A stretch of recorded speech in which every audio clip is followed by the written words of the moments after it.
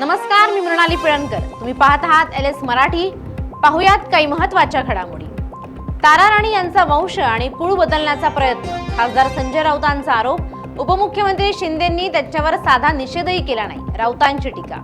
राहुरी विधानसभेसाठी भाजपकडून अक्षय कर्डिलेंना उमेदवारी जाहीर. शिवाजीराव कर्डिलेंच्या निधनानंतर जागा रिक्त. बारामतीमध्येही पोटनिवडणूक होणार. राज्यात ऑपरेशन टायगरची चर्चा सुरू असतानाच आता उपमुख्यमंत्री एकनाथ शिंदेंकडून आगामी लोकसभेची तयारी सुरू. 2029च्या लोकसभा निवडणुकीच्या पक्ष बांधणीसाठी 48 संपर्क प्रमुखांची घोषणा. भारतात हवाई प्रवास मोठ्या प्रमाणात महागणार. हवाई इंधनच्या दरांमध्ये दुपटीपेक्षा जास्त वाढ.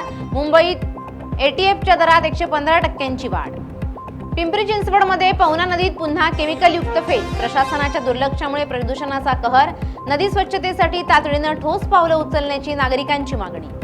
आखाती देशातील युद्धामुळे राज्यातील शेतकऱ्यांचं पहिलंच मोठं नुकसान. आता अवकाळीने शेतकऱ्यांना रडवलं.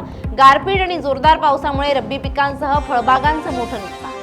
वाशिम कृषी उत्पन्न बाजार समिती उघडण्याचं आश्वासन देऊनही बाजार समिती बंदच. प्रशासनाकडून शेतकरी संघर्ष समितीच्या आंदोलनकर्त्यांची दिशाभूल.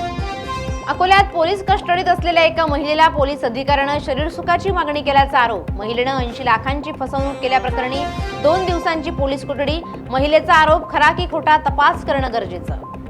ठाण्यातील 40 वर्षीय व्यक्तीला लोन घेण्याच्या बहाण्यानं बोलावून मारहाण. 45,000ची खंडणी घेतल्याची माहिती. या प्रकरणी एका महिलेला अटक तर 3 फरार आरोपींचा शोध सुरू. खेडमध्ये गॅस टँकरमधून अवैध गॅस भरणाऱ्या टोळीचा पर्दाफाश. 49 लाखांचा मुद्देमाल जप्त. चाकण उत्तर पोलिसांची कारवाई. या होत्या आताच्या घडीच्या काही महत्त्वाच्या बातम्या. अशाच महत्त्वाच्या बातम्यांसाठी पाहत रहा LS मराठी.